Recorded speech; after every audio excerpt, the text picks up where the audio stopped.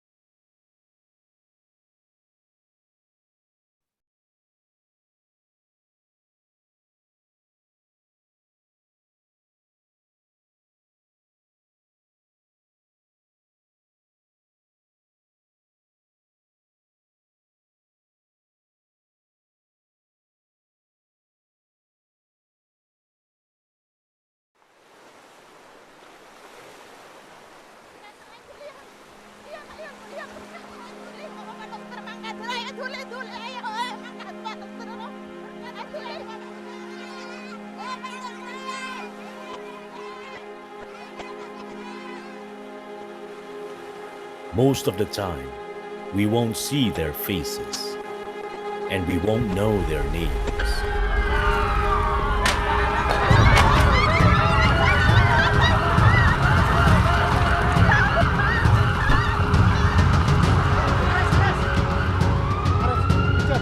Siapkan nafileng, BPM, dengan finali. 2,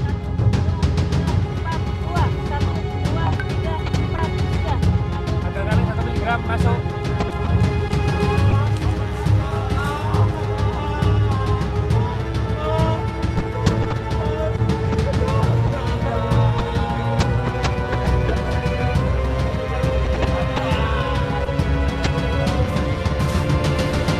Pasien apa ini? Ya dok, jadi ini ada pasien open fraktur kurus dextra. Sudah kami pepatakan dan sudah kami imobilisasi. Oke, stabilkan. We're used to call them heroes. They have their own lives. But when anyone needs them, Ya. Kapan kejadiannya?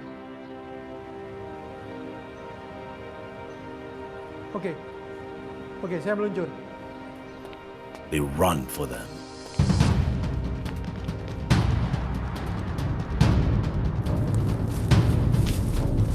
They run through uneasy terrains and places.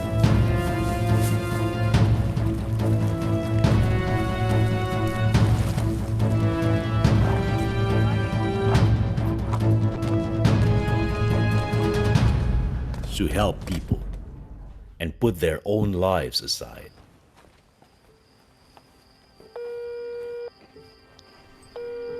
Halo, Assalamualaikum Ayah. Halo, waalaikumsalam Ibu. Rumah apa kabar?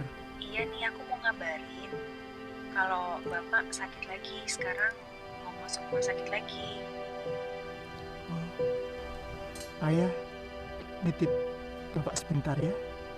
Ayah 2 minggu lagi pulang kok. Ayah di sana tugasnya yang lancar ya.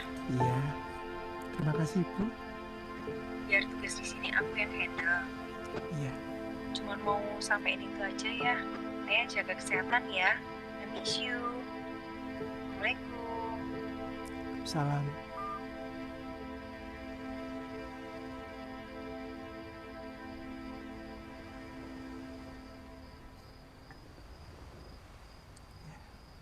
I miss you too.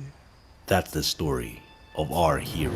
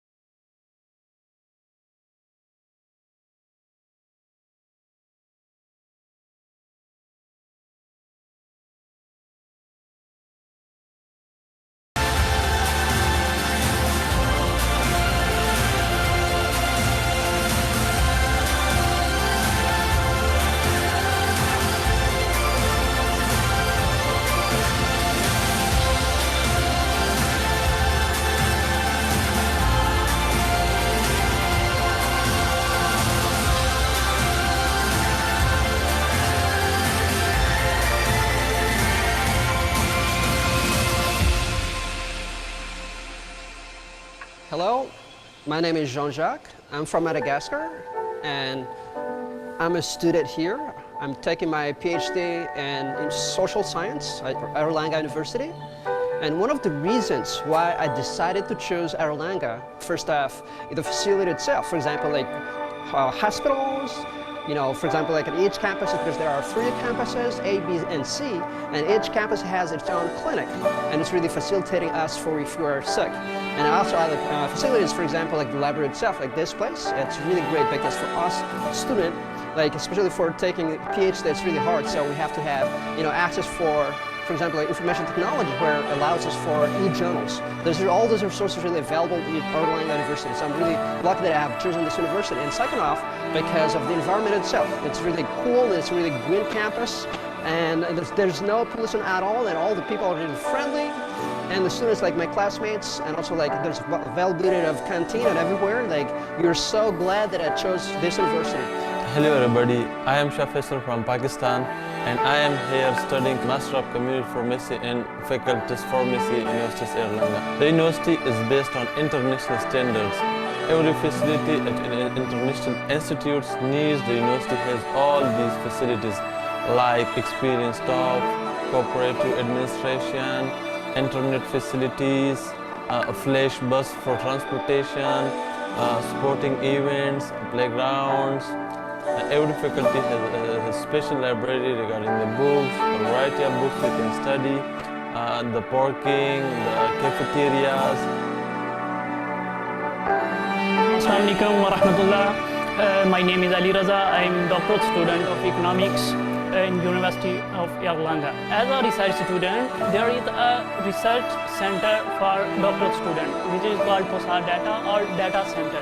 It's help about you about any research type. If you have any difficulty about research, they provide you any type of data and writing facilities and how to write for a good journal.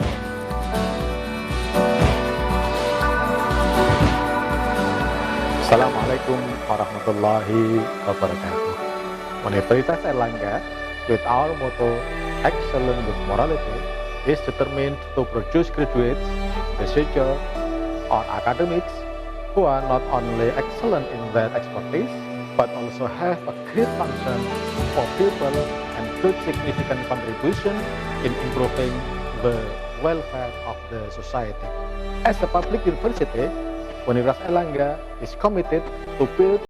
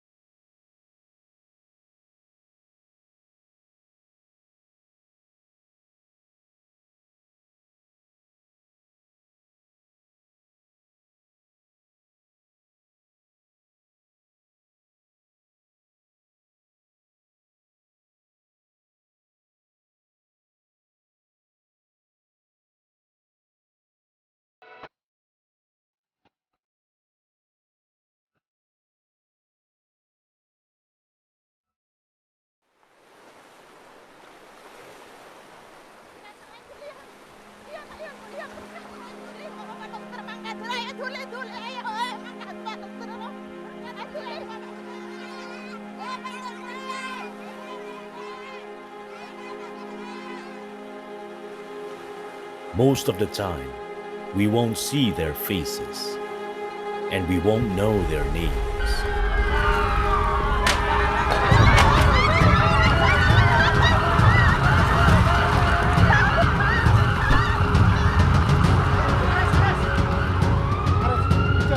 Siapkan afilan, BPM, dengan finali. 1,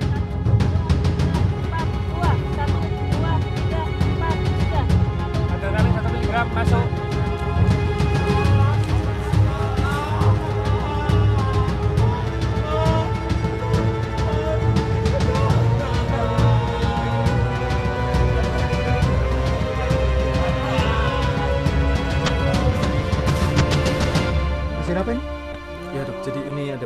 fraktur kurus dekstra sudah kami pepatahkan dan sudah kami imobilisasi. Oke, stabilkan. We're used to call them heroes. They have their own lives. But when anyone needs them, Ya. Kapan kejadiannya?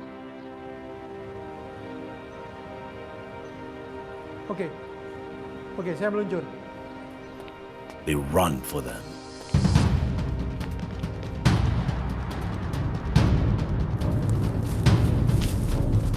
They run through uneasy terrains and places.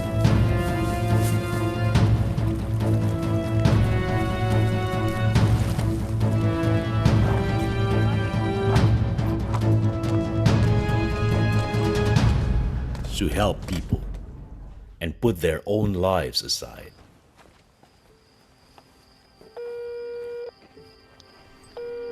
Halo, Assalamualaikum Ayah. Halo, waalaikumsalam Ibu. Rumah apa kabar? Iya nih, aku mau ngabarin kalau Bapak sakit lagi, sekarang mau masuk rumah sakit lagi. Ayah, nitip Bapak sebentar ya. Ayah 2 minggu lagi pulang kok. Ayah di sana tugasnya yang lancar ya. Iya, terima kasih Ibu. Biar tugas di sini aku yang handle. Iya, Cuman mau sampein itu aja ya. Ayah jaga kesehatan ya. I miss you. Assalamualaikum. salam.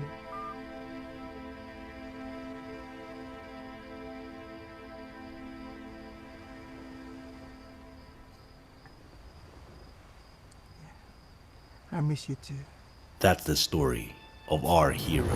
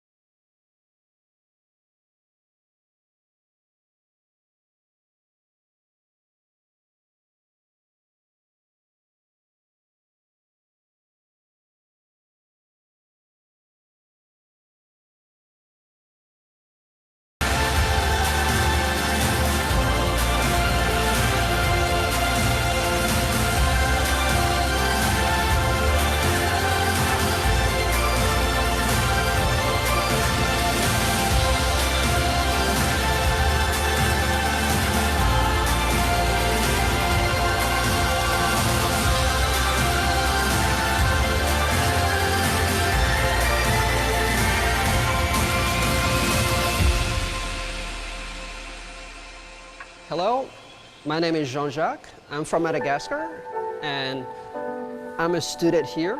I'm taking my PhD in social science at Erlangen University.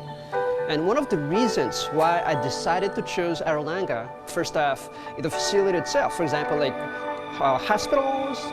You know, for example, like at each campus, because there are 3 campuses, A, B, and C, and each campus has its own clinic, and it's really facilitating us for if we're sick.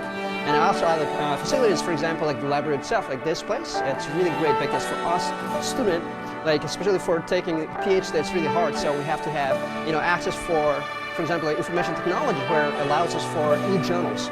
All those resources really available at Erlangen University. So I'm really lucky that I have chosen this university. And second off, because of the environment itself. It's really cool, and it's a really green campus, and there's no pollution at all, and all the people are really friendly.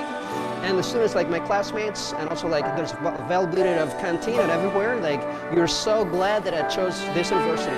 Hello everybody, I am Shah from Pakistan, and I am here studying Master of Community Pharmacy in Faculties Pharmacy, University of Erlangen. The university is based on international standards.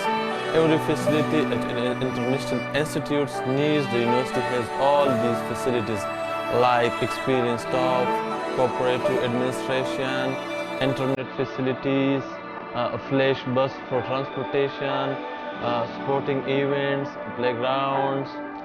Every faculty has a special library regarding the books, a variety of books you can study, the parking, the cafeterias. Assalamu alaikum wa rahmatullah. My name is Ali Raza. I am doctorate student of economics in University of Erlangen. As a research student, there is a research center for doctorate students, which is called POSA Data or Data Center. It's help about you to you about any research type. If you have any difficulty about research, they provide you any type of data and writing facilities and how to write for a good journal.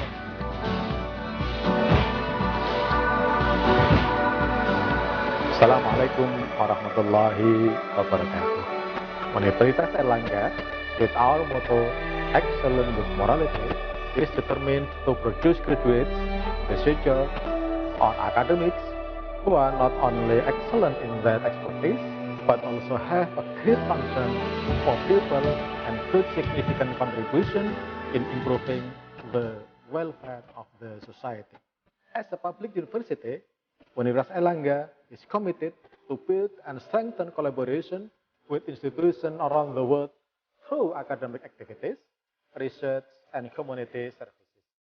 Therefore, I would like to invite you all to work together with us through academic partnership for serving our communities. I look forward to welcoming you in Universitas Erlangga in the near future. Thank you.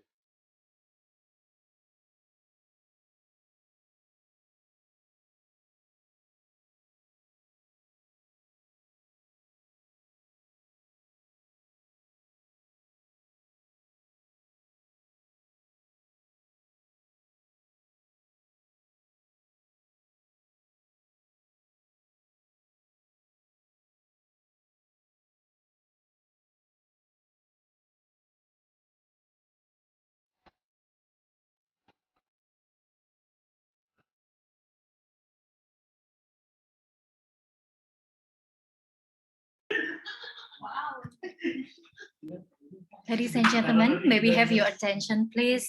We would like to start the agenda in a minute. Please kindly remain online and switch your microphone to silent mode. Thank you.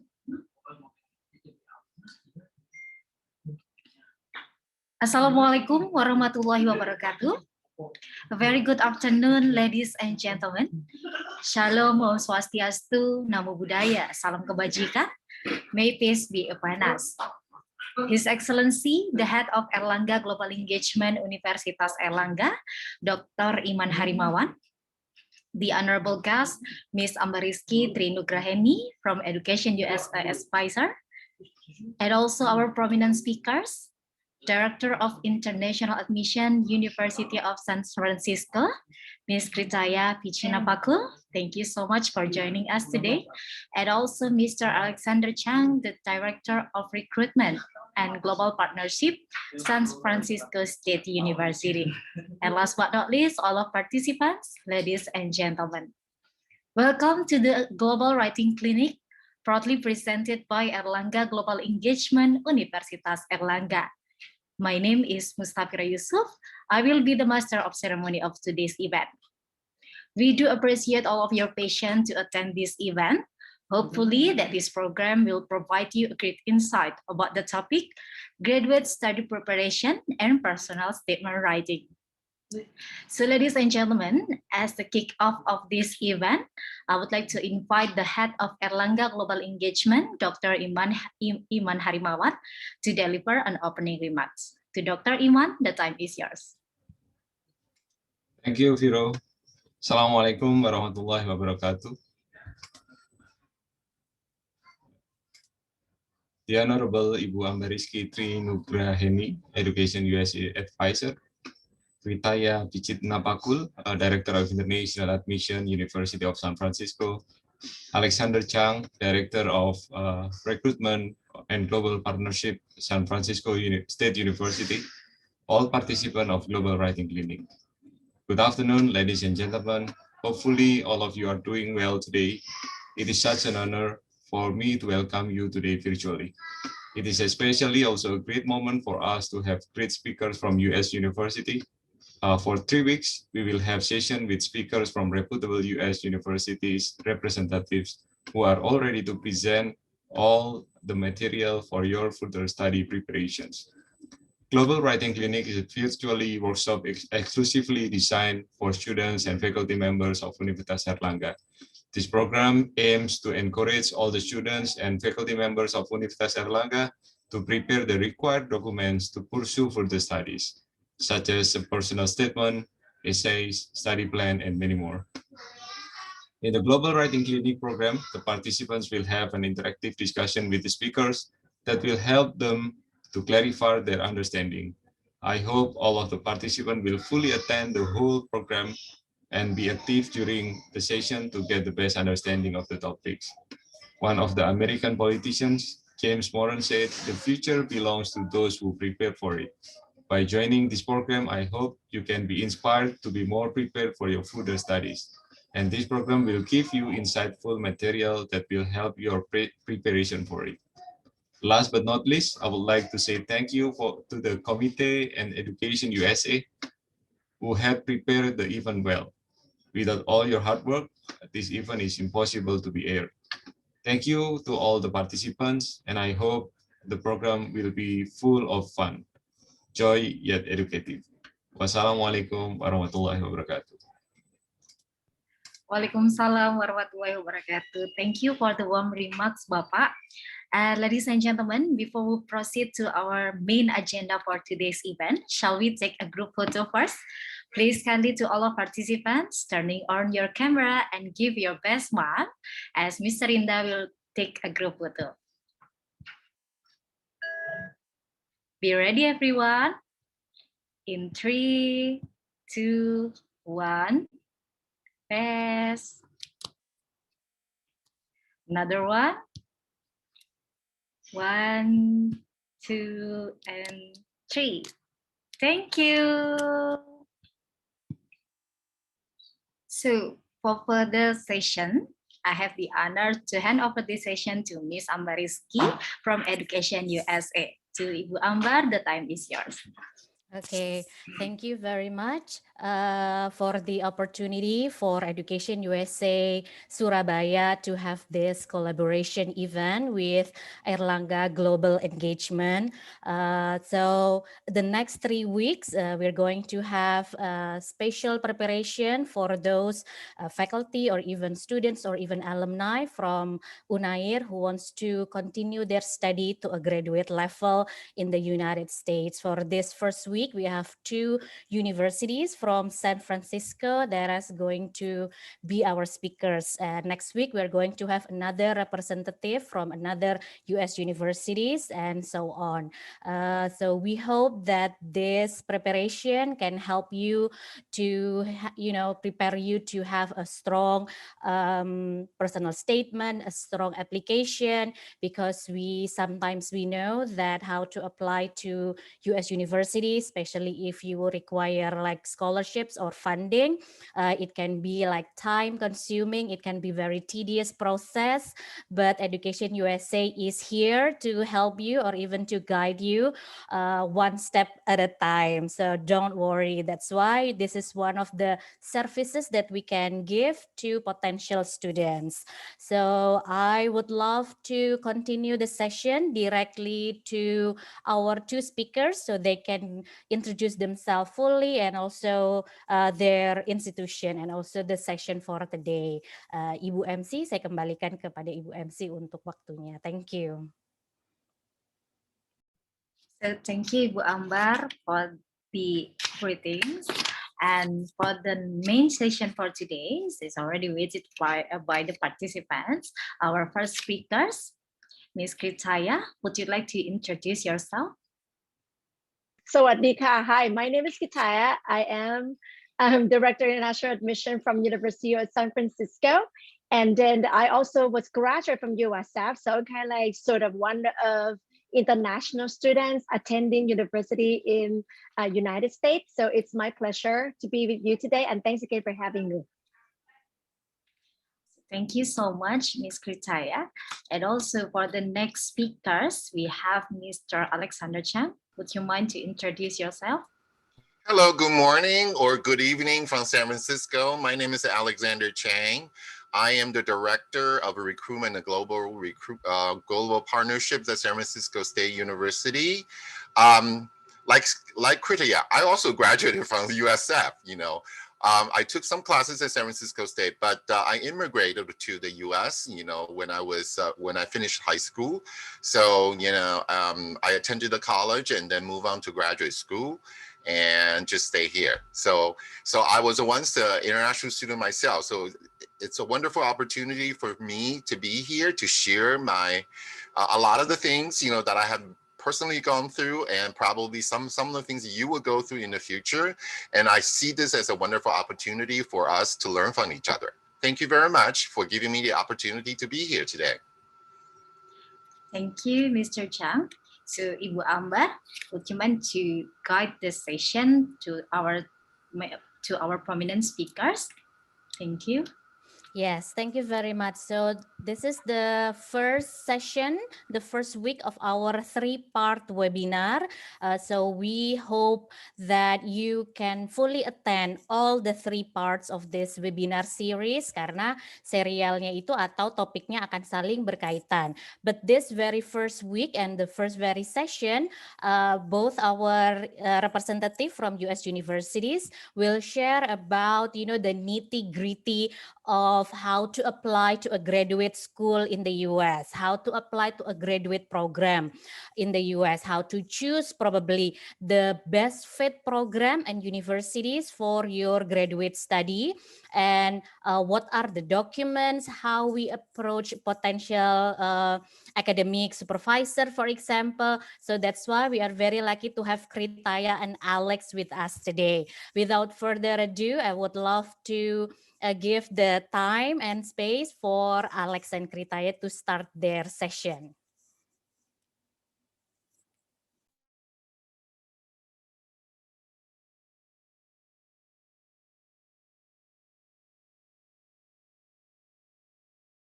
Okay, can everyone see the screen? Good. Okay, all right. Thank you again for having. So this is both of us from. This is kind of presentation to going through how you get started to apply the graduate program in United States. So if you have any questions or anything is not, we would love you to feel free to use the chat box, and then we have a couple the USA advisor and things like that. We're gonna help, and then we probably will bring the questions to the at the end. Okay. First of all, you guys may know already that study graduate program in United States going to give you a lot of opportunities and things like that for that one. So that's why a lot of people would like to go to the graduate school, but there will be so many techniques how to choose the program, such as like usually I'm going to start with in terms of passion or career. In US, it's going to be quite different than Southeast Asia or in Indonesia in terms of we do not kind of like follow the same academic program throughout your bachelor degree, master degree, and doctoral degree. It usually can be changeable. It's very up to you. So you have to follow your own passions. For example, a lot of people might study engineering program, but later on, they found like they want to become entrepreneurship. They want to have their own starting programs. So they can go right ahead and then find the passion about that as well. A lot of people also, after the undergraduate for 4 years, they're likely to go back to their own, probably starting working for a part-time or maybe full-time, and they use this career advancement to explore themselves. Do I really want those? I want to become a very good computer science program, a good programmer program. So this is going to be, you can go right ahead with computer science and finance and data science or business analytics. So you have to kind of like narrow it down a little bit down to the career advancement. And then, for example, for finance, if every single university in United States doesn't call master in finance, it can be break it down to be financial engineering. It can be break it down to financial analysis. So it very depending on your career and you think about what are you looking for. Okay, same thing. A lot of people looking for special degree, maybe arts program, culinary arts programs, or any kind of like certificate programs and all of those. So it's kind of like very depending on how a lot of people will probably go to. And of course, a lot of people might search too about scholarships. So there will be a lot of scholarships available as well. So usually we'll be kind of like going through and the things like that too. Okay, so that's gonna be the one. Alex, would you like to add anything on this one? Sure. Just bearing in mind that a lot of the programs that you're looking for in the United States may not have the same name of the program name you're familiar with in your home country.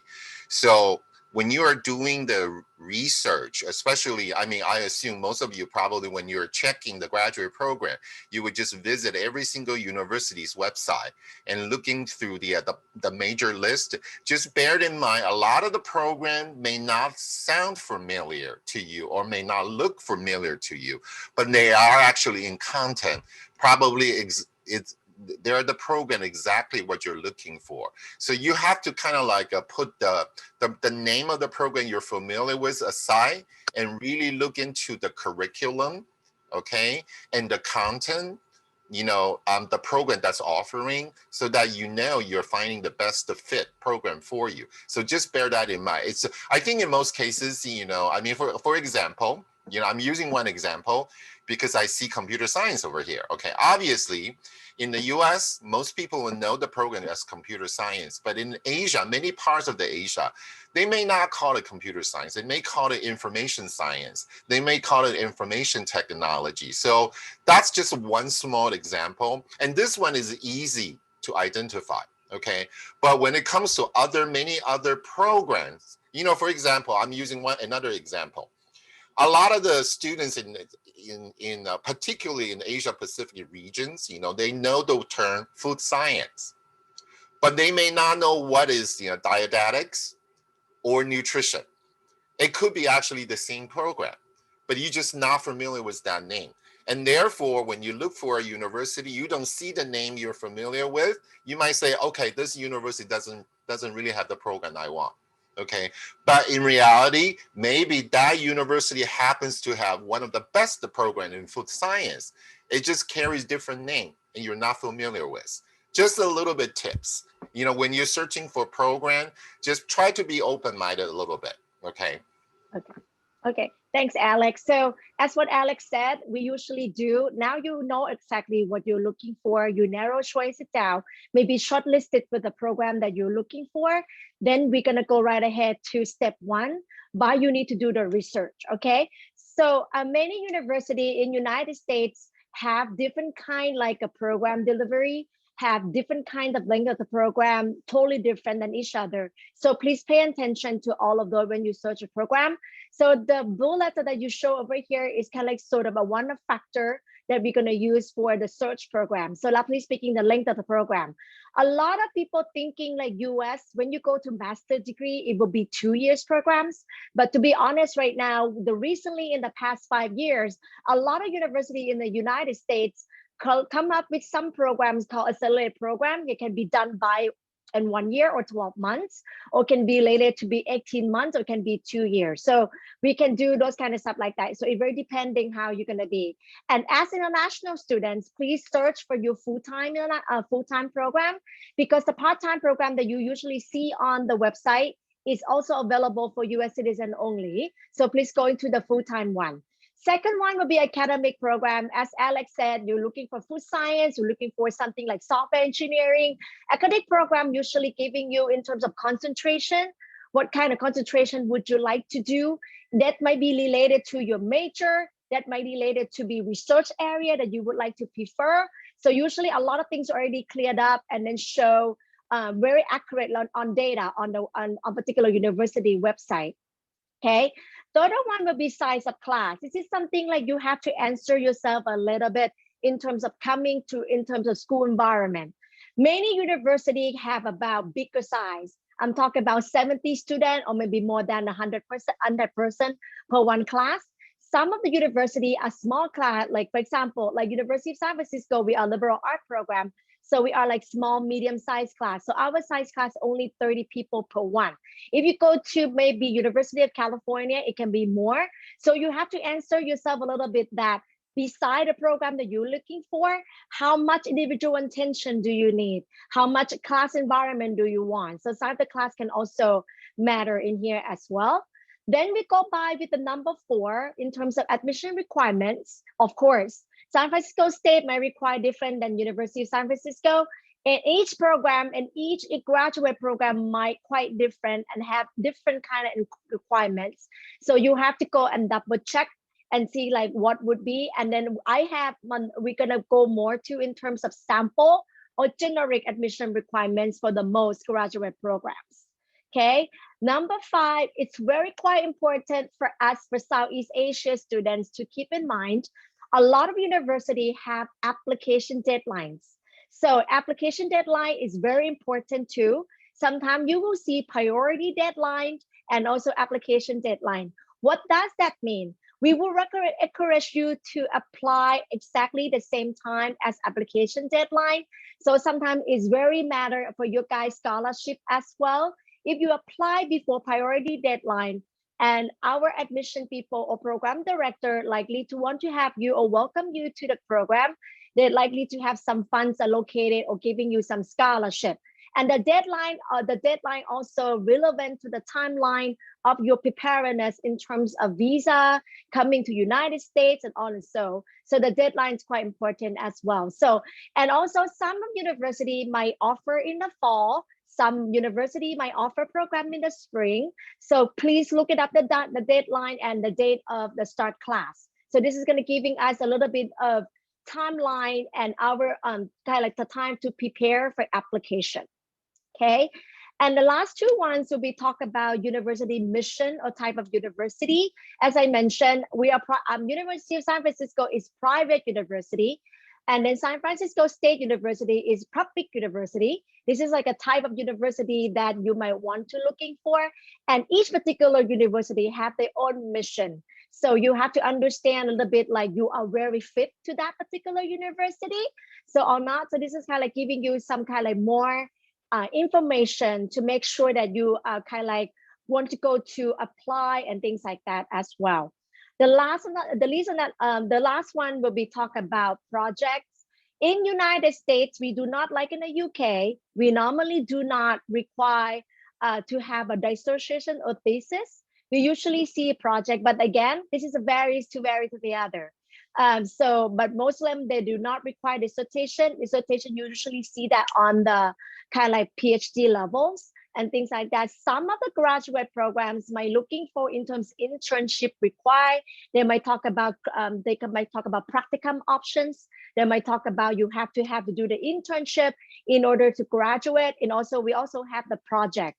And some of university might do the project by team.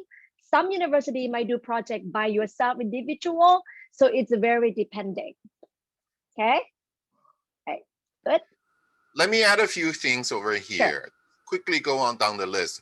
When it comes to the length of program, okay, in addition to the traditional 1 year or 2 years program, you need to be aware that some of the program, particularly in the areas like, psychology or educations, or social work, things like that.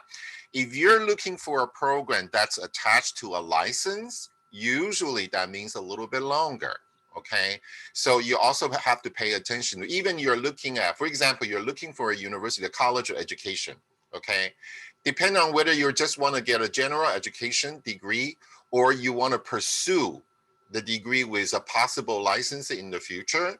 So they might be different in terms of the program length. Okay, now in terms of the size of classes, most of the programs, okay, at the graduate level, it is still considered relatively small. When you are pursuing a bachelor's degree in the US, okay, the size can change quite a bit different. At the graduate level, even the public university, I think the graduate class sizes tend to be smaller.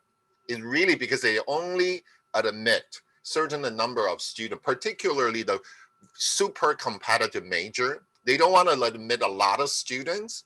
So class sizes, tend to be a little bit smaller. Admission requirement, in addition to the traditional English proficiency, you need to be aware of the professional test requirement. Like you're doing a business degree, many of them require Gmat, GRE, and then in science engineering, most programs will require GRE. If you're going for medical school, MCAT is required. So you need to pay attention to the additional test requirement. Application deadline, I'm not going to say, Kriti already mentioned that. So the rest of them, I also want to mention two other things which would be extremely important for you. One is you have to look at the tuition, okay? How much tuition that each university will charge you, okay? And also whether the university will offer scholarship, okay?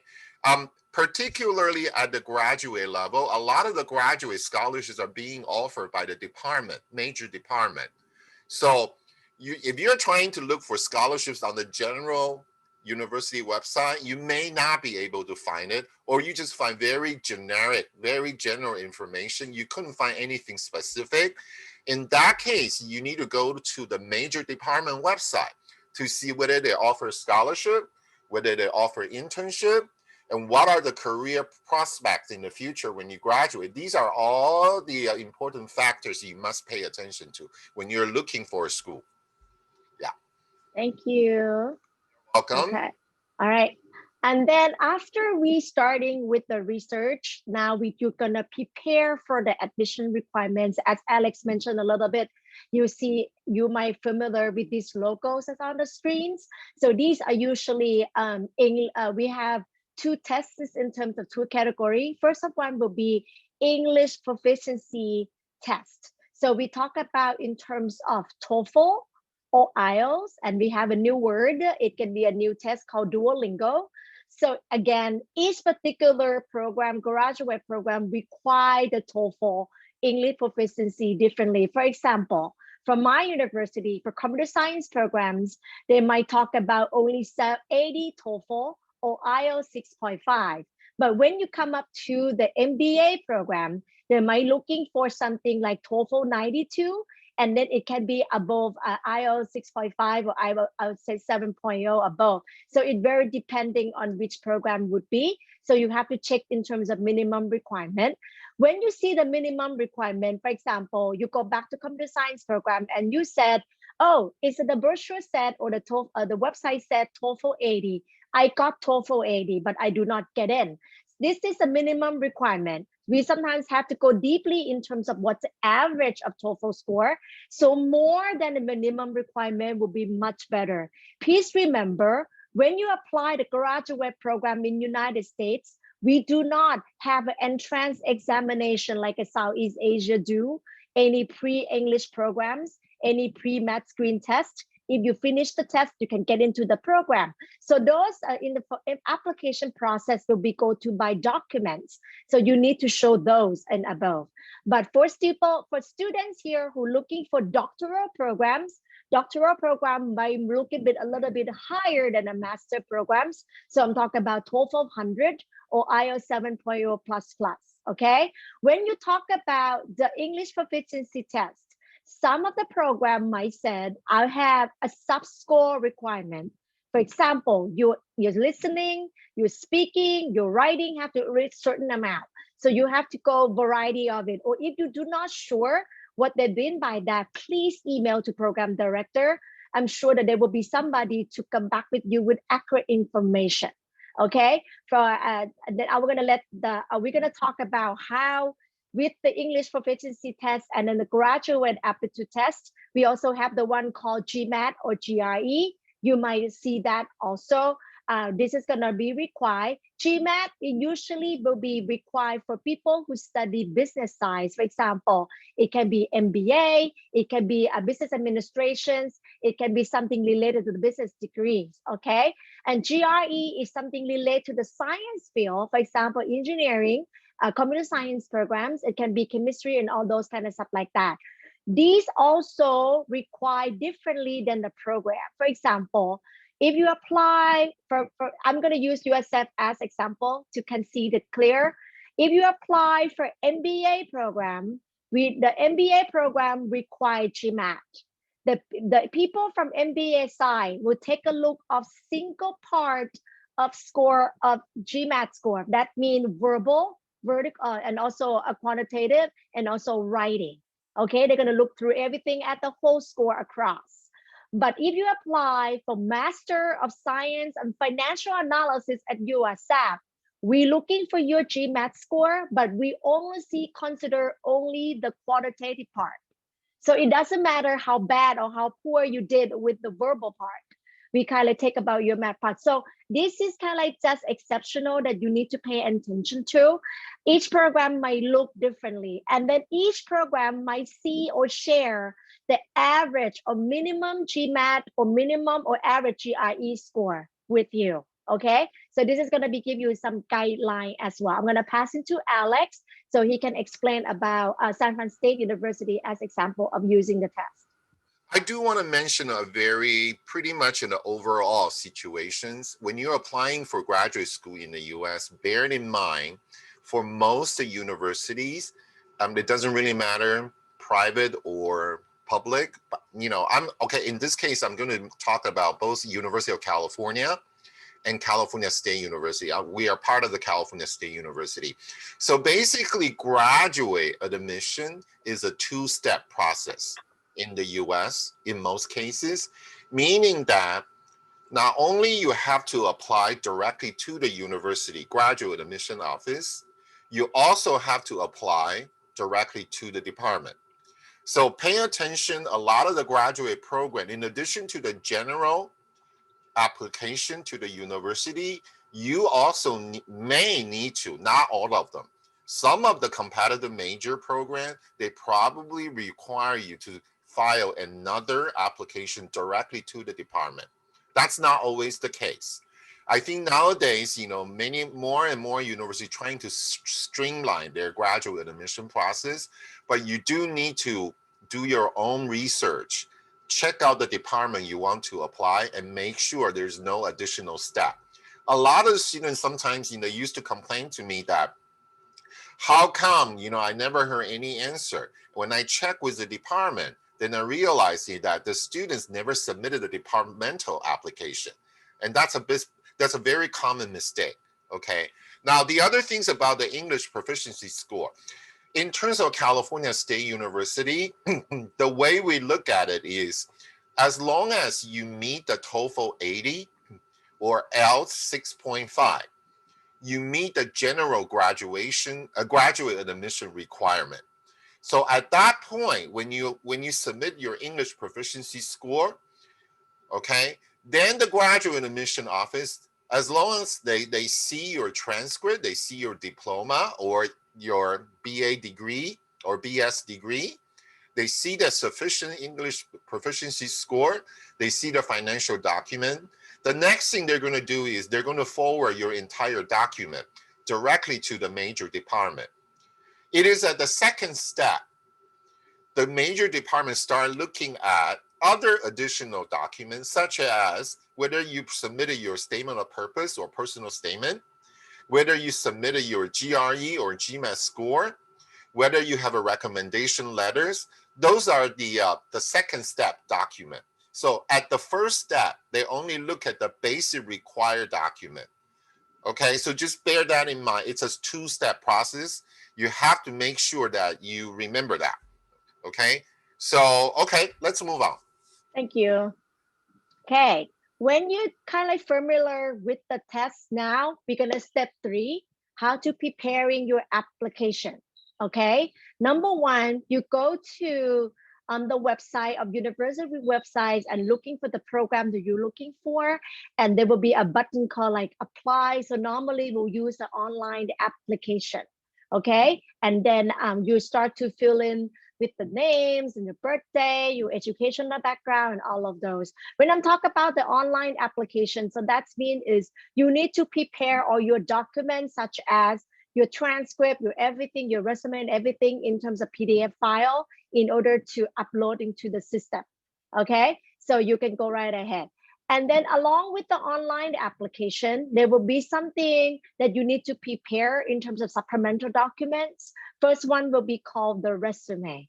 There's no 100%, there's no formula, there's no perfect formula of resume how to write. So you can go right ahead if you want to see, you can do on samples of the Google and see how it would be. But this is the same resume like you are going to apply for job. So this is going to be applying for like giving you some in terms of your work professionals experiences, your activities, your educational background, and so and so. So you have to prepare your resume. Okay. Second one will be official transcript.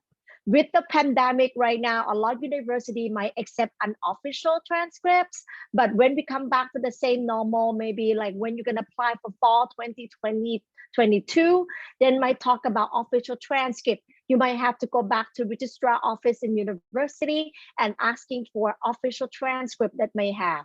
Okay, so and then you can be able to send it out or scan it, and then you can upload it as well. When you do the step 2 of preparing the test, when you got the score that you prefer to, when university usually we're looking for is an official test score, okay, for both in terms of English proficiency as well as a graduate aptitude test. So when I'm talking about official test score, it means you need to get the official test score from the test center. It's not your score report that you got from the internet. It's not a capture screen of your TOEFL that show on your website. You have to get from, for example, you got from TOEFL, you need to contact the ETS to send the official TOEFL score to university. There will be such a code that you need to go in that one. For IELTS, you can contact the IDP or can be the British Council and then tell them that you need this one. It can be soft copy, it can be electronic copies. So make sure that usually university will telling you how to get the score. But again, it's not the one that you scanned it and then posting it. It is not called official TOEFL score. If you send it without the official TOEFL score, usually your application will be not complete, okay? So likely will have to be wait until those things coming in. Similar to your professional test, for Gmat, you can contact Gmat to send the test to us. And also with the GRE, you can contact the ETS as well. So that's gonna be the first part of it. The second part will be something that you need to prepare and working on a little bit. So it's called statement of purpose or a personal statement or personal essay. Usually the graduate program might asking you to write the SOP. Why do you want to come? I can go over more what is the SOP in the next slide, but this is just giving you a guideline what to prepare. At the same time, beside your application, we want to learn from your outsider or professional recommenders that you have, such as your professor, the people you have been working with. We need a letter of recommendation. Usually the graduate students or application require 2 letters. It can be from your faculties, it can be from people that you have been working with. And so you can go right ahead and recommend, like, for example, how do you describe of you when you are working, when you are studying the class, and how it's going to be. So that's going to be. This is not for the last. For international students like us, most university might looking and asking for copy of passport. Just want to make sure that your name spelled right, matching to your passport. and to identify yourself, and also with certificate of finance with the proof of fund. For us, for university to be able to issue you the F1 or study visa, or if you are scholarship people, then we can request you the DS2019. So they have to be like a proof of fund who is your sponsor. Okay, so this is kind of like how to prepare application. I just want to add a few more things. We have a lot of slides, so we will speed a little bit. I won't talk too much. Just bearing in mind that nowadays, a lot of the universities are accepting electronic copies. So for example, like San Francisco State, when we receive your application online, we're going to send you a confirmation email saying that we receive your application. Now, please upload all your electronic document, properly scanned, okay? Properly scanned and onto the server so that we can receive it. And then in terms of the TOEFL score or IELTS score or the professional test score, just like Kritia mentioned that, you know, we normally would require, okay, ETS or British Council or whatever, okay, ask them to send us directly electronically, and there is a institution code. Each university in the US has a different number. So you have to make sure you give the right number. Otherwise, your score will be sent to the wrong institution. Okay, so that's my addition here. Okay. All right. So from the part of those, from my experience of be working with the graduate students and helping or advising them how to prepare, SOP and personal statement seems to be the most challenging for the students. So I'm just going to giving you a briefly. We have about 4 slides cover about the SOP. I'm going to talk in general, okay? Because we also, I think, also Education Surabaya usually do a lot of workshop about SOP and personal statement. If you would refer, we can contact to us and then or contact to Education USA as well. So what is different between the SOP and personal statement?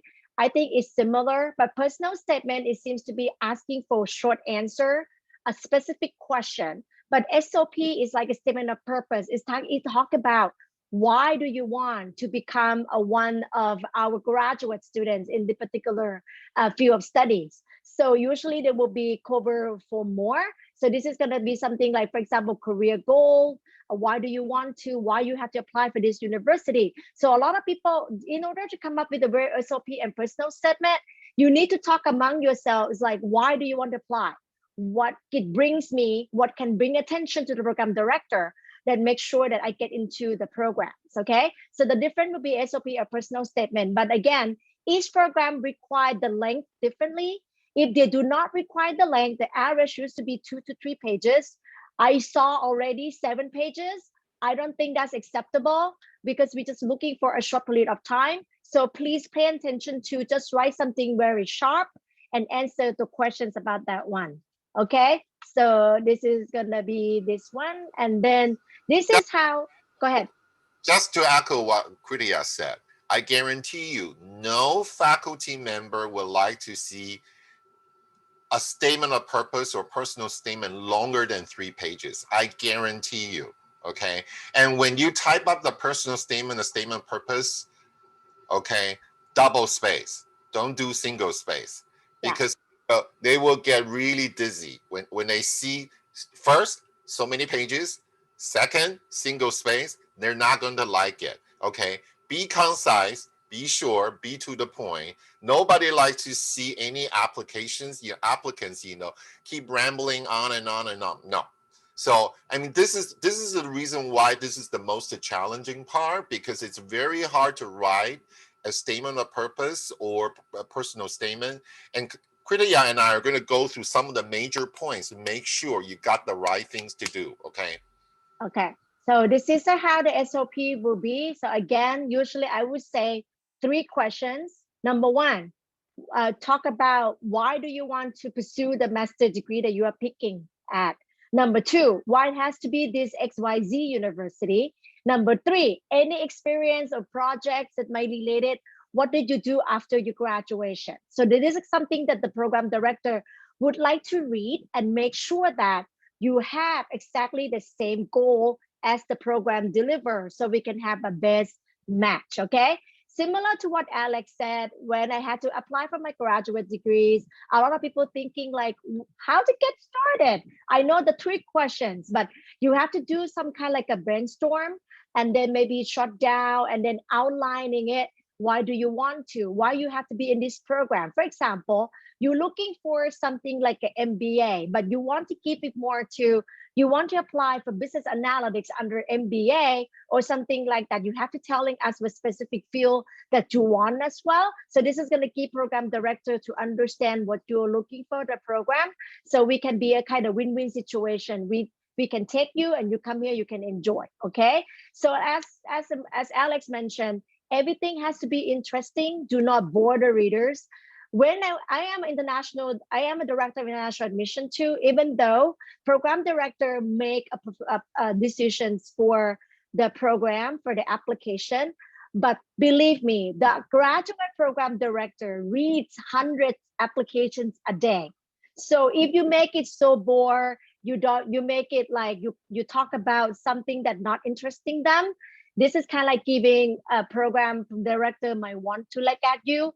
But again, if your SOP and personal statement is quite clear, your academic experience is quite clear, it makes the program director say, oh my God, I would like to have that student to become one of our participants in the program, to having him or her, I would like to give more scholarships, blah, blah, blah, blah, blah. So this is kind of like more benefit to you. Okay, so think about yourselves, think about experience, so be concise.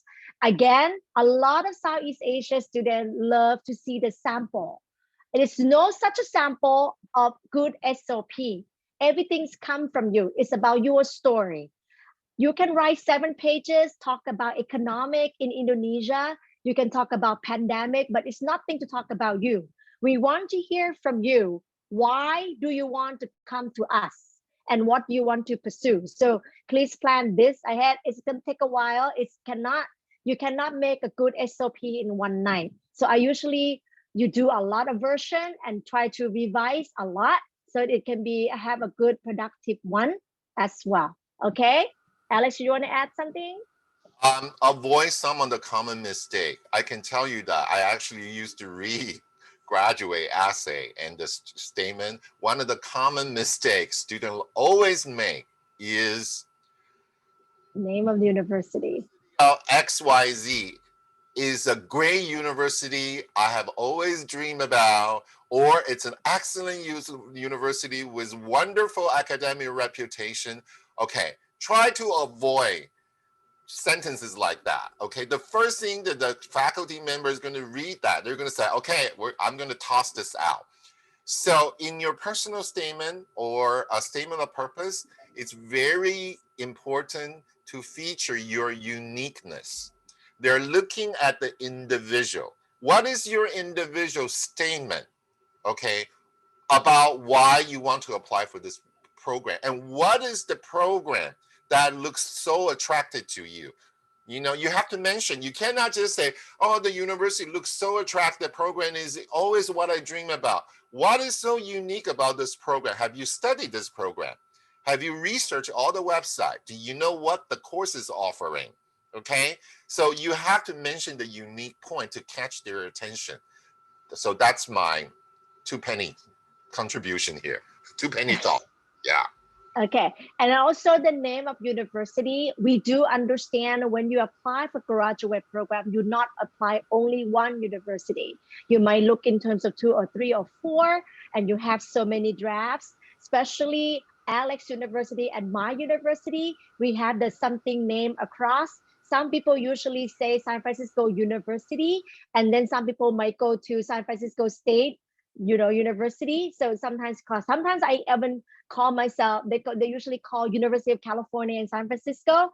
Or sometimes I receive the essay and say, I would like to attend Boston University. So please make sure that you read the draft, or you read the things, and make sure you make it right. You have to organize a little bit when you're uploading the stuff. So this is going to be the one as well.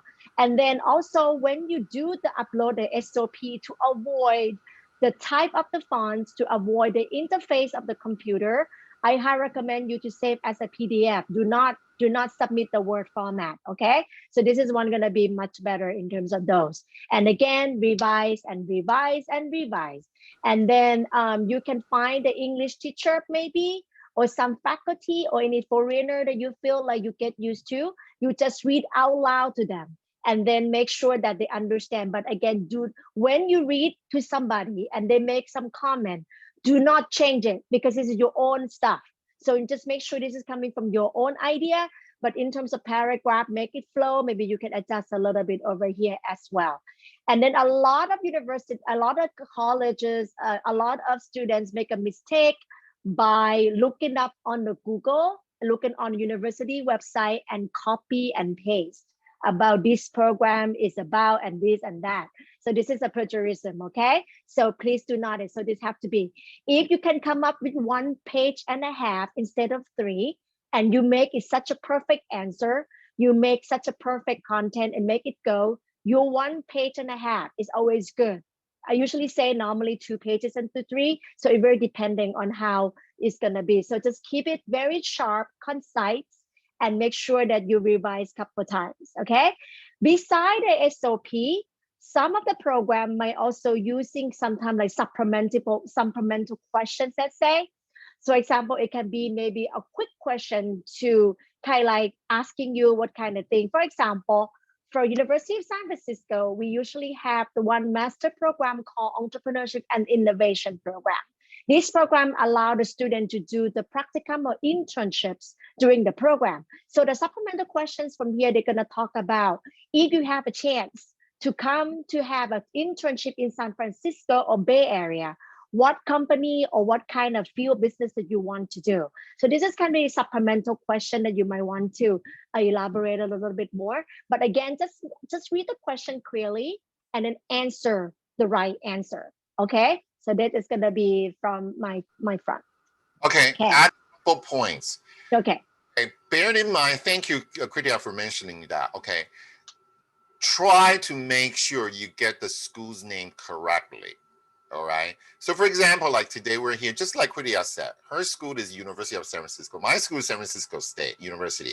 And we have another school in San Francisco called University of California, San Francisco. And we have another school called City College of San Francisco. All right.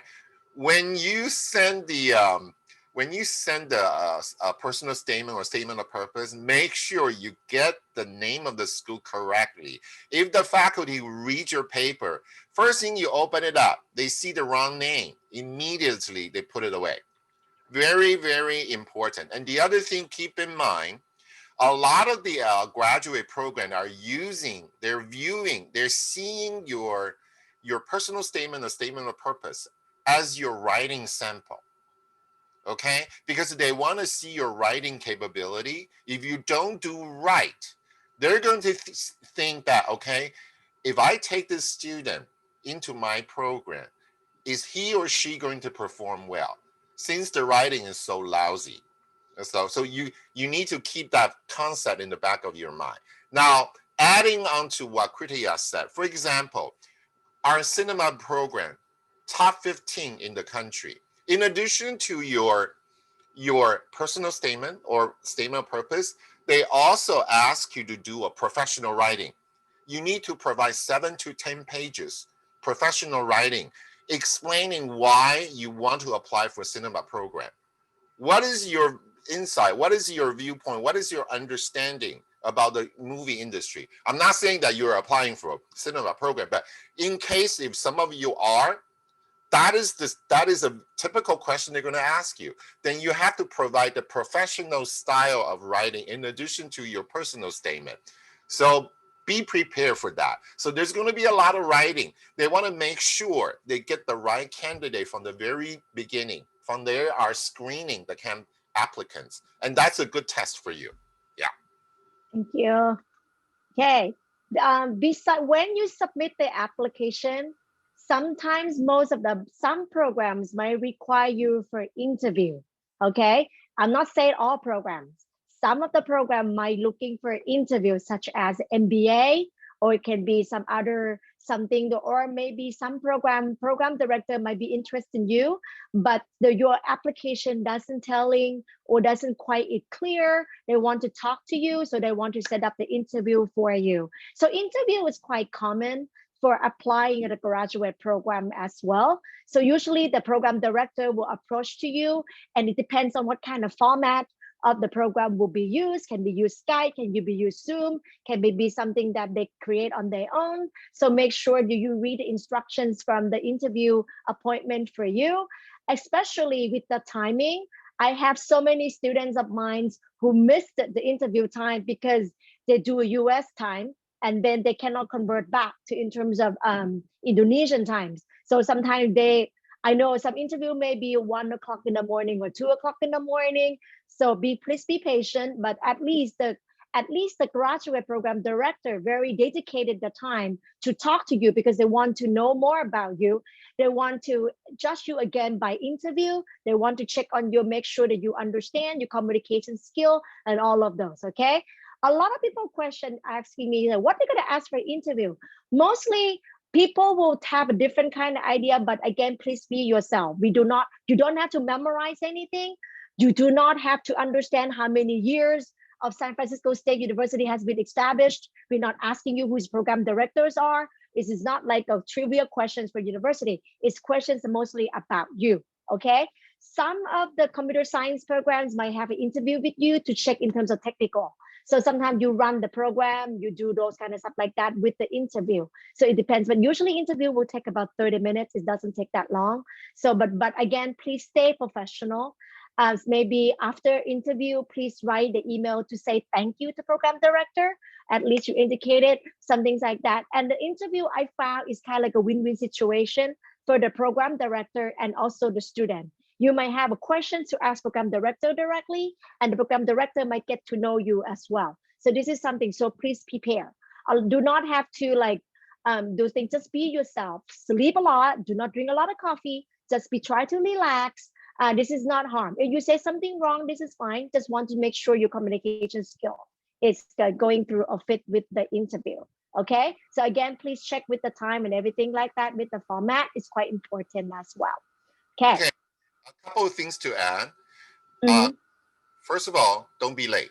Okay. Yes.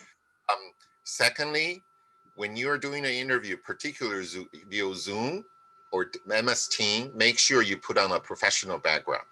Okay. Don't leave your background messy. Okay.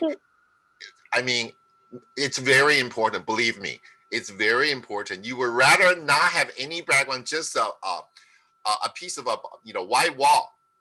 It's better than a messy background, because that will give faculty the wrong idea. Okay.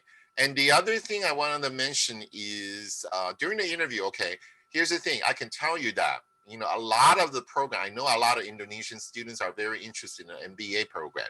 I don't know about Kudaya, your program. Our MBA interview is a must. Okay, so there are certain programs in the U.S.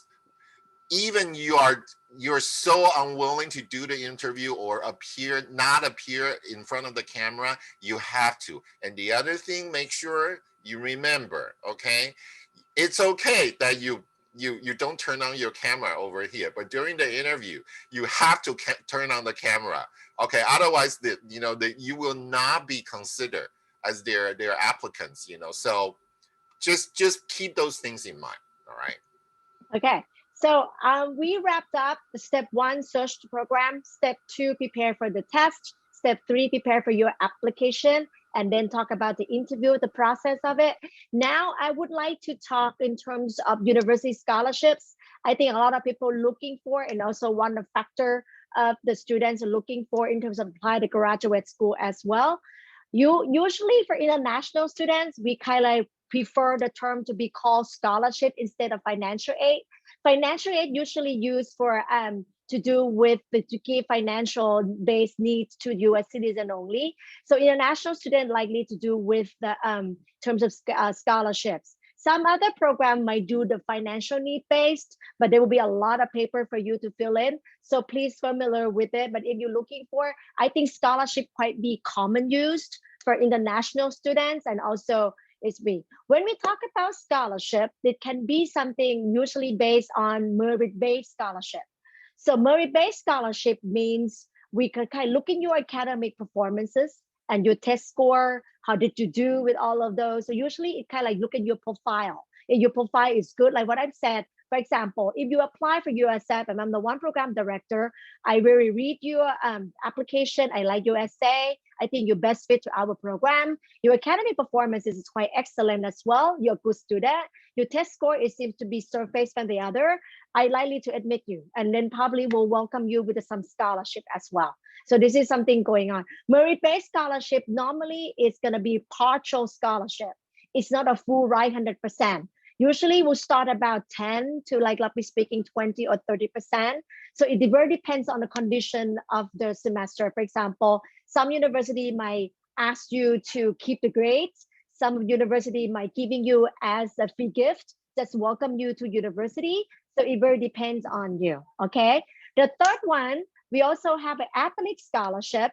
I can say for USF, we are looking for athletic scholarship for graduate program as well. If you have done a very good program, a good athlete, or you become a national players or anything like that, maybe check with your university and see if there are any scholarships available at that particular time.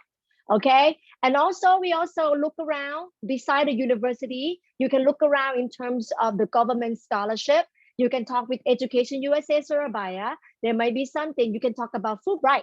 We usually have a Fulbright Foundation scholars coming to United States. So this is going to be how to apply. You can go right ahead and check with Education USA or look around. Okay, so there will be, so this is the thing. And then also, beside the scholarship, it's quite common for the graduate programs will use the term called teaching and research assistant, like a TA or RA. For example, this is one can be kind of like a sort of like a part-time job when you are in the university. Some of them might helping the professor to do the research. Some of them might help professor as a teaching assistant. So some of them can apply as a second job when you are at university as well. So there will be a variety of the scholarship available as well. You want to add something in terms of scholarship, Alex?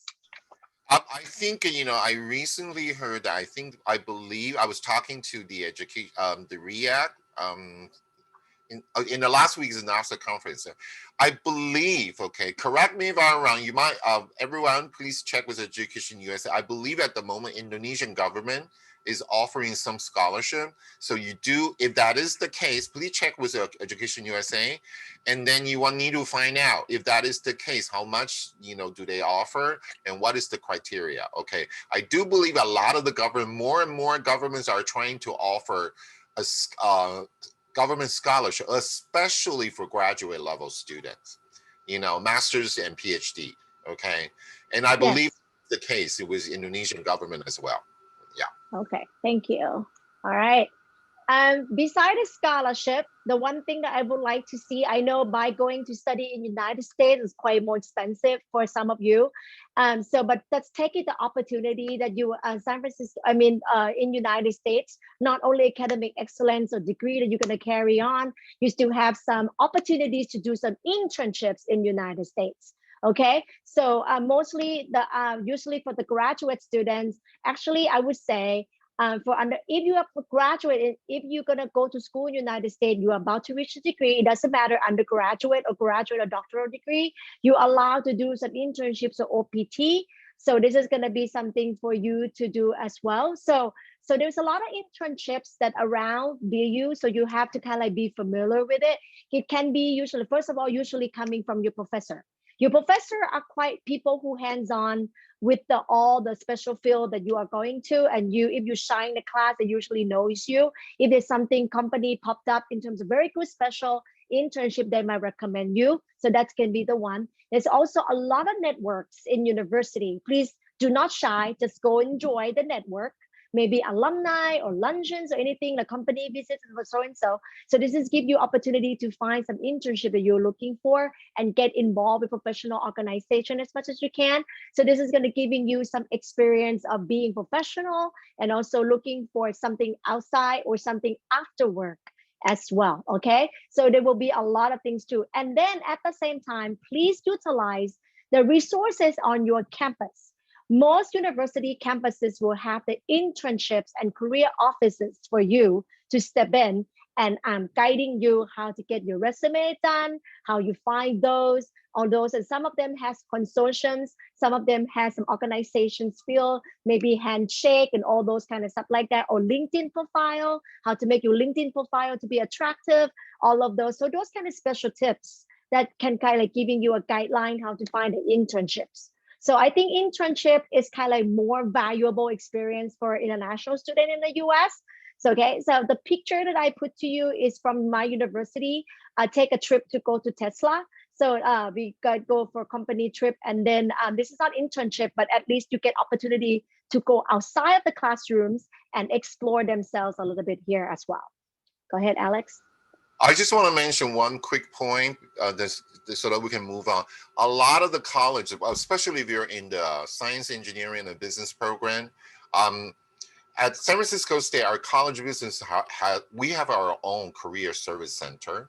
Okay, so does the College of Science and Engineering. So you definitely want to go tap into your own academic college resources. And the other thing is look at the website, like our MBA program, MSBA program, MBA for biotechnology program. They all have their own internship listing on their website. Same thing with our computer science, software engineering. So check the department website, check with the department office. Very, very important. Yeah. Okay, thank you. So, and then beside the internships, when I mentioned regarding about the practical training, you can do this during your studies and after graduation. International students like you, I know graduate student is a little bit of, sometimes you feel like a little bit of stressful because you have a lot of work to do, research to do, but some programs might have an easy time to adjust. But if you prefer to work on campus, international students are allowed to work on campus as well, 20 hours per week. So Alex and I come from San Francisco. So likely speaking, the minimum wage of San Francisco about $16 per hour. So this is maybe your pocket money, and also maybe your like getting some experience of be working on campus as well. But if you want to talk about off campus, then we talk about CPT and OPT.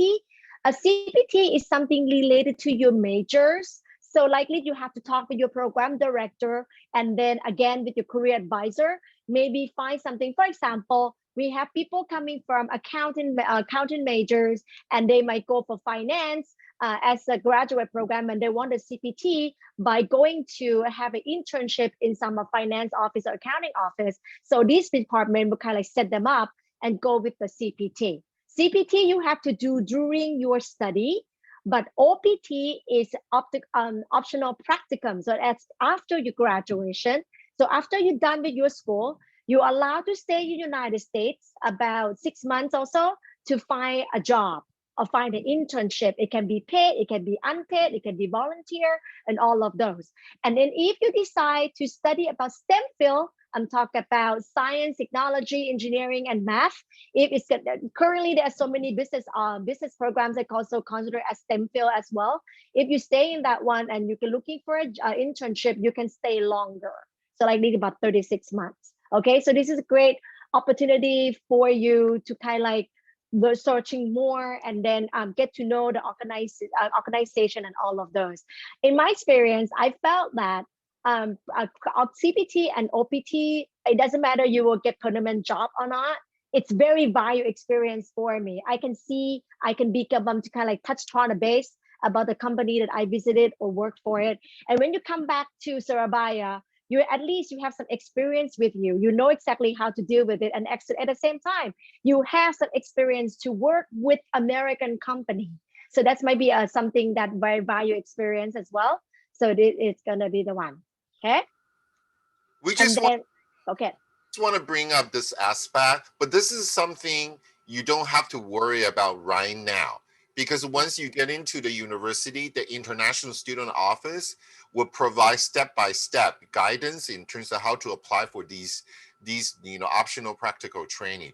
The reason why we put it out here, just want you to be aware that they are, employment internship opportunity during your course of studies and after your course of studies. Okay, I think Kriya, we need to move on because we only have minutes left. Okay, all right. So I think we almost cover exactly the overview of the graduate application. We touch upon a little bit about each university work differently. So now I'm gonna spend maybe a few minutes talking about my university, so you can see exactly how this apply to our presentation. So this is USF. So USF has been established since kind of like quite a long time, since 1855. So we are the first eldest university in San Francisco, but we are quite a liberal art private university. So we kind of like a small class, about 25 students per one. So we're quite diverse and all of that. And we also, similar to San Francisco State, the graduate programs, we also have the office, the kind of like the campus downtown. And we also have the main campus as well. So if you're depending which campus you will be, but actually we kind of like providing some opportunity for the students to come and then gathering. Okay, you can look it up on the USF website as well. But this is giving you what we are common use for like graduate programs. I'm from private university. San Francisco, USF might be smaller and have more shorter program than San Fran State. I'm gonna wait until the Alex talk about this. So for now on, we have about MBA or MS Financial Analysis, Entrepreneurship, Marketing Intelligence, and we also have a lot of School of Arts and Science. Okay, so like Applied Economics and all of those. So again, when you apply for graduate program, we do not say about the admission requirement, like for example, you want economic, you have to study economic before. If you're studying something related to, like business related to, you can go right ahead and do the economics. Even though computer science programs, if you do not complete with the computer science program, like Alex said, you might come in with information system or coming very small, medium, not computer science or computer software engineering. We also have the bridge program or foundation program for you to get started. Just let us know that what program that you're looking for. Then we have some foundation requirement for you to follow. Okay, so that will be the one. USF is kind of like a well-known with School of Management. So we kind of like have a lot of histories, and we also have a lot of guests. We also have alumni coming all over. So this is something special for you as well. Okay, with job opportunities in Korea, same thing with the SFSU. We have office in Korea and internships in offices helping you out in terms of getting everything ready. But this is we wait for you later on, but just giving you some guideline when you graduate at USF, where you're going to. So these are a company that usually USF alumni has been working at.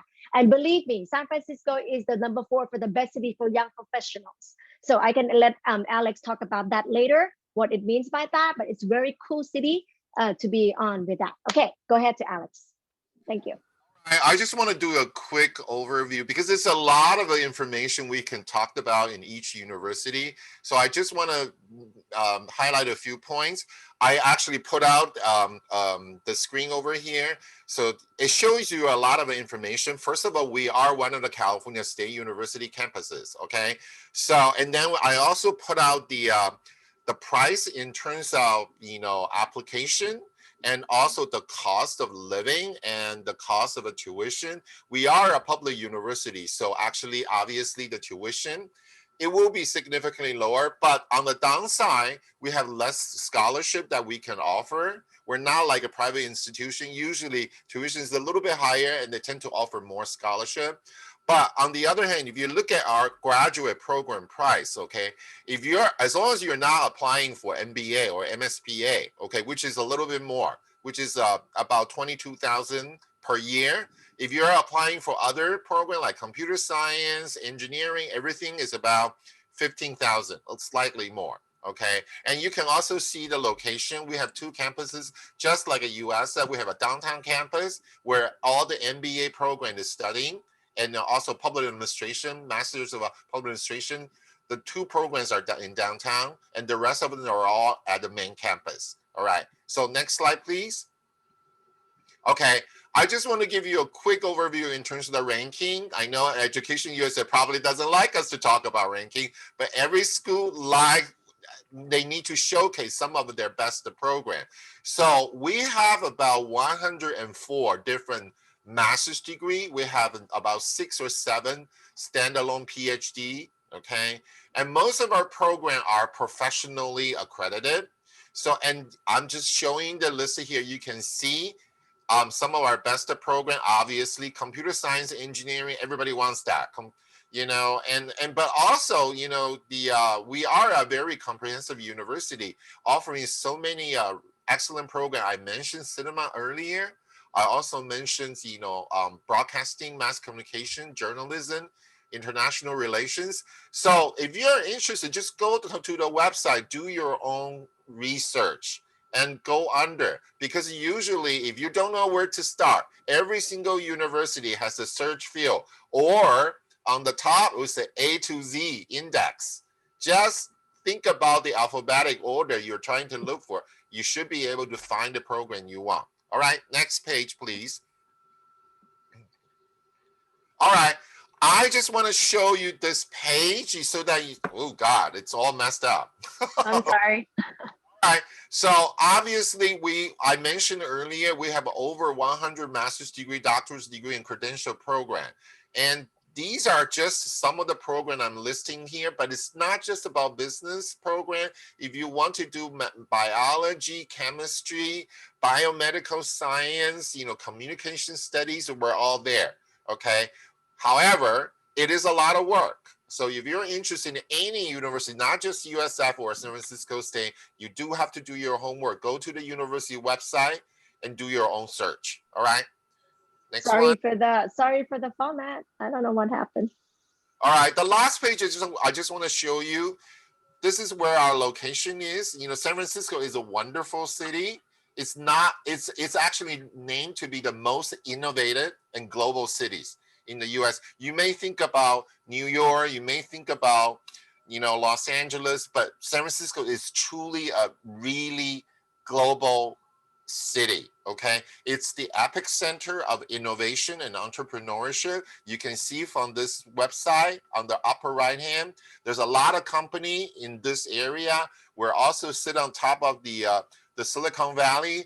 A lot of the logo, I did not put it out here, okay, because they're not located in San Francisco, but they are in the Bay Area. Apple, Google, just to name a few, okay? And the rest of them, I just want to encourage you.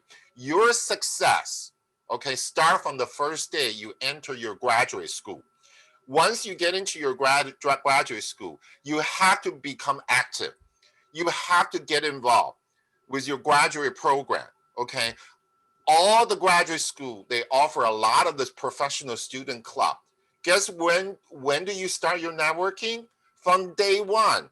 You have to go into the engineering club, you have to go into the business club, and if you notice your college offer fellowship program or scholarship, take advantage of it, okay? You cannot go into a US university doing a graduate study just like the way you do your undergraduate student at home. It's a totally different experience. And this is the reason why Kritika mentioned, a lot of the student, it doesn't take long. When they go overseas within 6 months, you will see a major difference in terms of personality, how you handle things, how you view the world, everything is different. That is the most valuable piece of your study abroad experience. Keep in mind that, all right? Now, the last piece I want to show you is, as a California State University, if you're interested in San Francisco State or San Diego State or Long Beach, whatever, you have to utilize this online application portal. We call it the Cal State Apply. It doesn't matter which California State University you're applying. We're using this centralized system, similar to Common App, but Common App is for different private university. Cal State Apply is the application system for the entire 23 California State University system. And once you go into the website, you can pick and choose whichever university you want to attend. So in this case, you just select San Francisco State. All right, that is my piece about San Francisco State, yeah. Thanks, Alex. So thanks again. So I hope that the slide, that overview of graduate application process, along with the opportunity in the United States, make you have a clear pictures how to prepare yourself. So now I'm going to turn it back to Beski for Education USA in terms of Q&A. I saw a lot of good questions on the chat box. Really. Yeah. Yeah. Yes, thank you, Kritaya and Alex, for a very comprehensive information on graduate application process. So it's good that we have someone from private university and also public university today. So we know how different and how similar actually, in the United States itself. So let's move on to the question. But before that, I want to remind all of you that actually next week, the same time, Friday, we're going to talk more on the technical of the statement of purpose itself. Today, we are talking in general of how to apply to the graduate study. So don't worry. So first question is about from Dewi. So how if we as an Indonesian student or international student are not very confident with our grammatical scale, probably, in writing, in English especially, and then we would like to utilize those online resources such as Google Translate. Do you have any inputs or advice on that, how we can utilize those online sources wisely, or any other, or probably there are other sources that we can tap into instead of Google Translate? Alex, I saw you like already shaking your head with these online. You know what I mean, because machine translation is never accurate.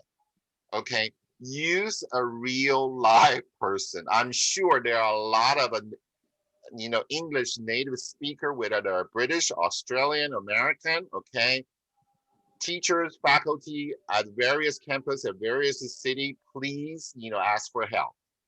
Don't ever trust machine translation. I mean, we have seen some machine, we can tell from reading the paper, we know immediately it's being Google translated. That is just not accurate at all. And that is the worst thing you would do. You rely on a machine to help you correct the grammar. That is not right. That is not right. I mean, I'm sure you all have an English professor, English faculty, okay, or communication studies. Please utilize your campus, faculty member. Okay, that's very, very important. Yeah. From my experience of helping the Southeast Asia students, my English is not a first language also. So when you're writing a paper, the best technique to use is use a very simple word and simple sentences that you felt like it's very clear to the audience what you write about. Do not go over with sophisticated words. This is not like you can apply for Stanford or anything like that. How sophisticated will get a job or will get a place. This is something about story about you. You can write something very kind of like simple way, and you can kind of like asking somebody who are professional try to help you in justify all of those. So you can write. Sometimes, and what Alex said, we see a lot of students who ask somebody to write the SOP. When we read it, we can recognize that too. Your TOEFL is 80, but your writing is like a TOEFL 120. So this is kind of like create a big question mark to the committee as well. So this is something just practice by a little one. So you should be fine. And when a lot of people keep saying I'm very Asia mind, when I'm bad at grammar, you're always good in grammar. When I'm bad in writing, you are good in writing. So please confident on yourself. You can do it too. And then keep in mind, I know you're not going to write a perfect essay the first time, but after you keep revising, after 20 years to time, you might get the good, even perfect, essay. The key is you have to keep revising, keep reading it out, okay? Reading to your friend, reading to your faculties. I mean, it's very important. Don't just try to write it like twice and then you send it in. It doesn't really work well that way, okay? Especially, this is about whether you can get into the program you really wanted to get in. So you have to take it very seriously, okay? Practice. Yeah. And get the third eye. Get people read it for you. Yeah. Yeah, okay. Thank you. Yeah, second is from Diva, the next question. We usually hear about, you also mentioned this earlier in your presentation, statement of purpose or personal essay. Which one is usually more, widely used or accepted, or both, or interchangeably? Go ahead. Okay.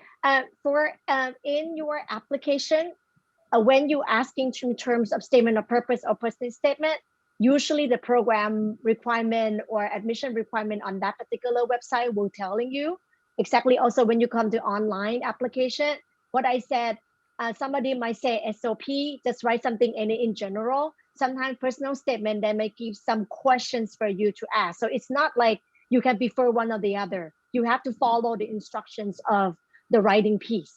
Yeah.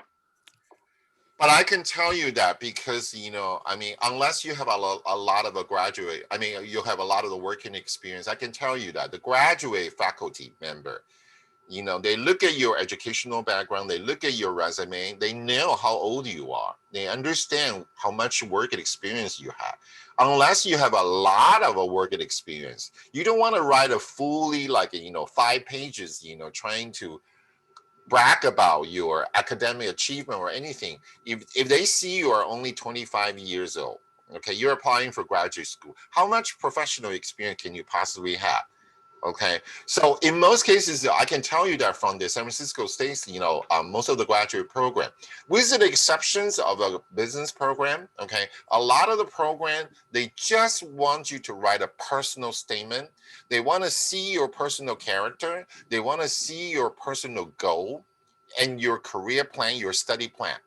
They don't want you to talk about, 25 years from now, who are you going to be?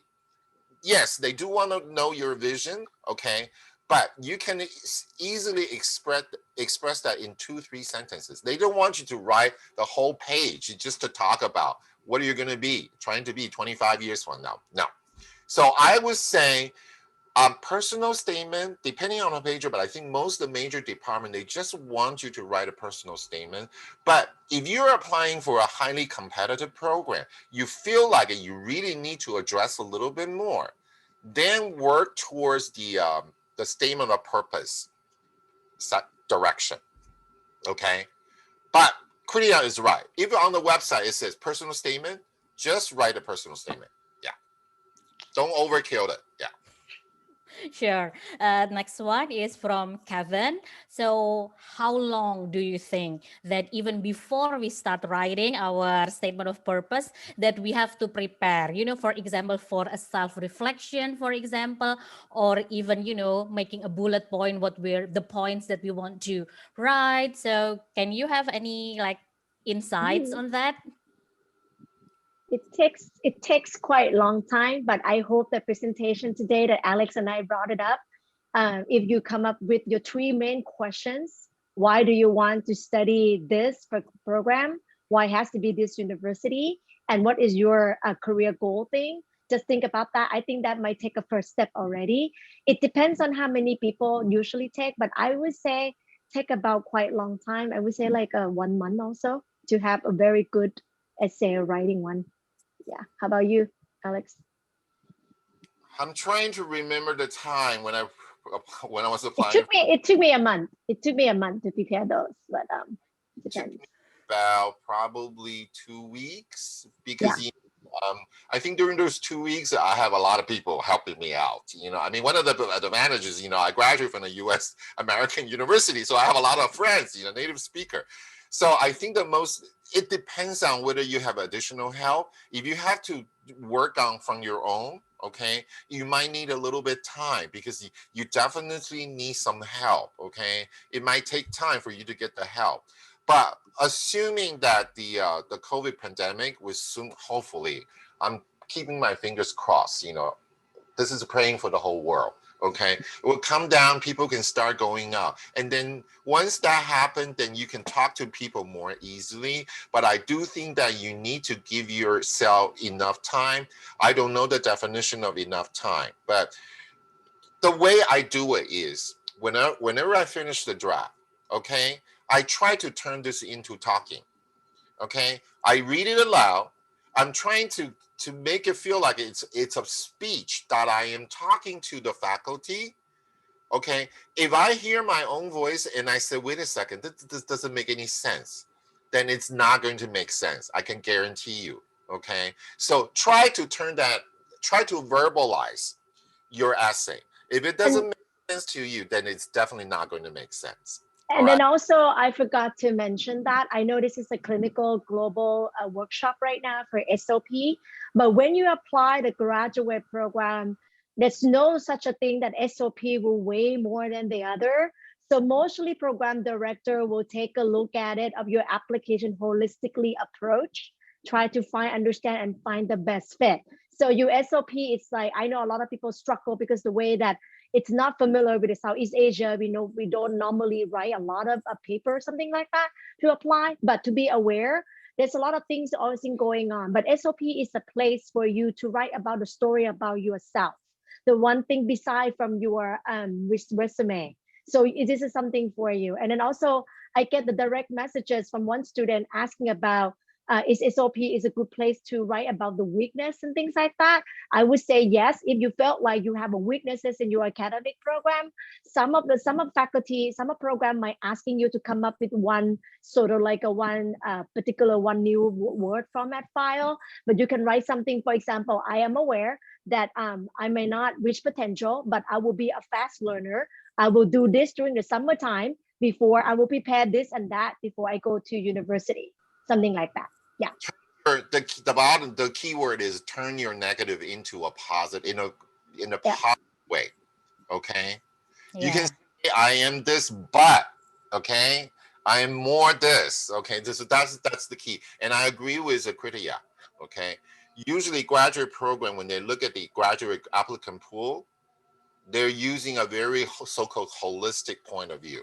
For example, a lot of students feel they're panicking. If they see the criteria, there are 6 items, they only have 5 of them, they say, okay, I don't stand a chance. Not necessarily, because sometimes, students do not, for example, work experience is a perfect example. A lot of the MBA program are asking for 3 to 5 work experience. And when you only have 1 or 2, definitely less than 3 and 5, you don't think you stand a chance? Not necessarily. If your other area are very, very strong, you may jump in front of everybody else. So they don't necessarily always, look at one particular item. Just because you have a perfect 4.0, of course it's a good indicator, but just because you have a perfect 4.0 GPA and you're weak on every other things, it doesn't mean you're going to get in. So they look at it from a very holistic point of view. Yeah. Yeah. So jadi intinya teman-teman nggak ada sistem kebut semalam ya, preparationnya itu bisa beda-beda waktu ini ya. I think Kritaya and also Alex already mentioned about holistic approach in applying to a graduate study or a graduate program, which is already ties to Ardianisa's questions about, what about if we have other things, our experience, maybe our research or social involvement, like a volunteer activity. So itu sudah terjawab ya Ardianisa about bahwa they will see your application holistically atau secara keseluruhan begitu. So the next one is about correlation between your undergraduate to your graduate program. Maybe a lot of students want to change their interest or even their career. So how far that students can apply to a program that is probably not really related to their previous educational experience? It's very depending on each programs. For example, like for computer science or engineering programs and all of those, they might have to have something related back to the kind of like math background or science background, those kind of stuff like that. But we also have some programs that's under like arts and science school. Like for example, I saw the question regarding about you are doing engineering, but you want to do the urban planning. Urban planning for USF, for example, it can be any bachelor degree are welcome. So as long as you show your passion, you're capable of doing it, you enjoy of doing it, then you feel free to apply. And some of them might have some foundation programs for you to follow. For example, engineering would like to come study finance because they might think they might have a math background, but they don't have economic background. So the program director might asking you to take opportunity of pandemic right now. People can go to online to SARA courses and all of those, or some of them might go back to community college to take those as a foundation background and then come back when you're ready. So you have to talk to program director and they will giving you some guideline how to prepare with the foundation. Yeah. I also want to mention, depending upon how competitive the major is, okay? So for example, like computer science major is always competitive, okay? So normally, depending upon the institutions, our institution is a little bit better, okay? So we usually accept like maybe like 80 or 90 computer science students every year, although we have close to 1,000 applying. You would think that's terrible. I used to work at another institution. They have about 100 slots, but they have 6,000 students applying for computer science. This is crazy. So all I'm saying is, depending upon the major, a lot of the major, if they accept non-related major students transferring to that program, they will actually list it on their website. For example, like our computer science would say, this is what you need to have for computer science background. The following section would say, this is what you need to have for non-computer science background student. So then you know that they are actually considered accepting, even you're not a computer science major. Now, some other program, most other program, they will actually accept you even you're not coming from the background, but you do need to meet their foundation requirement. And then you will end up just like what Kritaya said, you need to take some foundation courses. Believe me, it will be a lot cheaper to take it in Indonesia or anywhere online than actually coming to the US and trying to make up those classes, because it will cost a lot more. So if you have the chance to do that, please do that. They will usually tell you, okay, what are the foundation courses you need to do? And for those students who they are actually willing to consider you, even you didn't graduate from a related background, normally when you are admitted into the university, they will put you as unclassified status, meaning that you're not really in the real program. Okay, that means you need to make up some foundation requirement courses before they will move you into the classified status. So when we say unclassified, classified meaning you are admitted as a related major student. You can directly start your advanced in the coursework. But unclassified usually means you have to take some foundation courses. Okay. It's similar to go some of the program using something with a foundation program. They can provide you a boot camp. So maybe usually like asking the students to come 1 month earlier to study those in the boot camp. So that might be another one to helping you answer the question as well. Okay, yes. So those questions, the last 3 questions actually like similar about, when we apply to kind of not really related to our undergraduate study or even previous credential. So thank you very much for Alex and Kritaya. I want to remind our participants again that next Friday, our second session is focused mainly on the technicality, the nitty-gritty about personal statement or statement of purpose. So we will have university, Northeastern University coming for next week. So please don't forget to come back. I would like to give the session back to our MC for today. Thank you, Ibu Ambar, for moderating this session magnificently. Dan teman-teman terima kasih sekali, seperti yang di background saya ini Golden Gate ya, bukan Suramadu Bridge ya teman-teman ya. Hopefully all of participants really get new insight about the topic so they can proceed their study in the US as well. Thank you so much. We would like to once again thank you to Ms. Kritaya and also Mr. Alex for the excellent and insightful talk. Thank you so much. We would like to also gratitude to our community and also participants that already joined this event. We expect to meet all of participants in our second session and our third session that will be held on 18 and also 25th of June. Thank you so much. Stay safe, everyone. I hope for us good luck and see you in the next event. Wassalamualaikum warahmatullahi wabarakatuh. Terima kasih Bu Ambar. Selamat. Bye-bye. Bye-bye. Terima kasih kepada AGE. Thank you Kritaya. Thank you Alex for a great session today. Thank you. Bye-bye. Thank you. Bye-bye. Terima kasih Bu Ambar. Terima kasih sama-sama Ibu Mustakfiroh. Terima kasih AGE. Sampai jumpa Friday minggu depan berarti ya. Oke. Yang belum absen teman-teman boleh mengisi absensinya ya untuk peserta. Jadi kita bisa updated informasi kalau terkait pengumuman acara GWC. Sehat selalu Ibu untuk tim di Edu USA juga. Thank you. Terima kasih.